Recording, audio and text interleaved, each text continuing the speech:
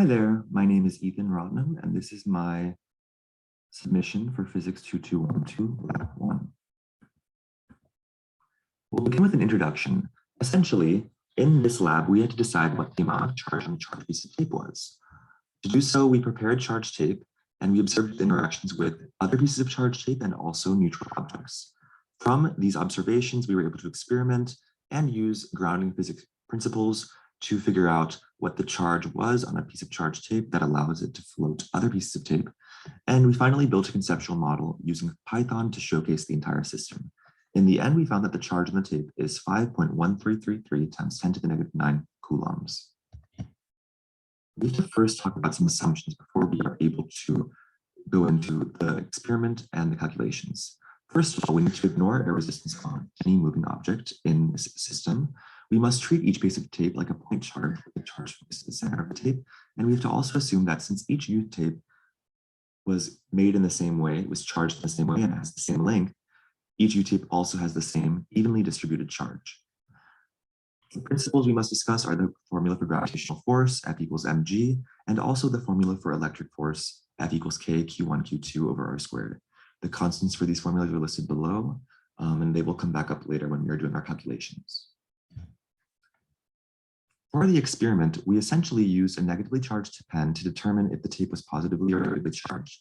We saw that the negatively charged pen was attracted to the tape, which means that the tape must be positively charged because positive and negative charges are attracted to each other. We also then were able to determine that the tape would be able to float another piece of U-tape. And because this floating U-tape was not moving in the y direction or the x direction, we were able to determine that the net force in the y direction was 0. This must mean that the gravitational force by the Earth on the floated tape would be equal and opposite to the force from the bottom tape to the floated tape. And this just helped us to determine the charge of the U-tape. You can see what we did here.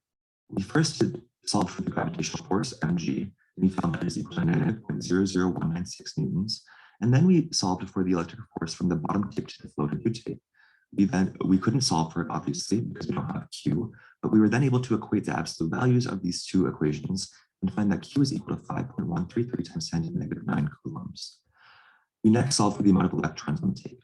We did this by dividing the total charge, 5.133 times 10 to the negative 9, by the amount of charge of one electron, which we found on the previous page. This left us with 3.208 times 10 to the 10 electrons. Next, we solved for the amount of atoms on the tape. Essentially, we first found the area of the tape, which was the weight times the length, and that was 0.0038 meters squared.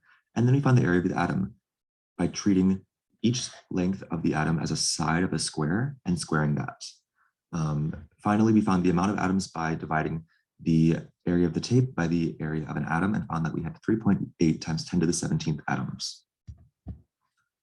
We also built a conceptual model for our system. Here you can see that the red sphere represents the floated tape and the blue sphere represents the tape underneath the floated tape. The green arrow represents the gravitational field force of the Earth on the floated tape, and the blue arrow represents the electric force by the bottom tape on the top tape. As you can see, the two arrows are equal in magnitude, and as a result, we can tell that the red sphere, or the floated tape, is not moving. The net force in the y direction was equivalent to 0. We also see all of the calculations from the previous page here at the bottom of our glow strip model.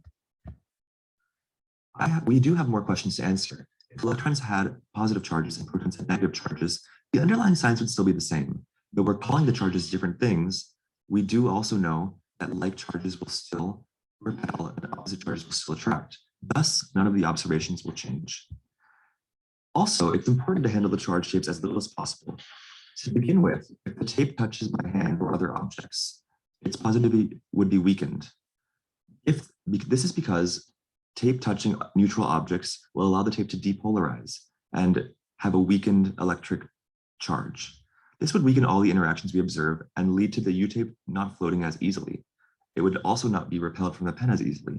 This would just make the experiment really hard to run and to get observations from. So in conclusion, we used the pen test to determine the charge of the U-tape, and we found that it is positive. We realized that the floated tape, as a result, must have 0 net force in the y direction. as its gravitational force is equal and opposite to the force by the bottom tape on the top tape. As a result, we were able to find a charge of the tape is 5.133 times 10 to the -1 coulombs.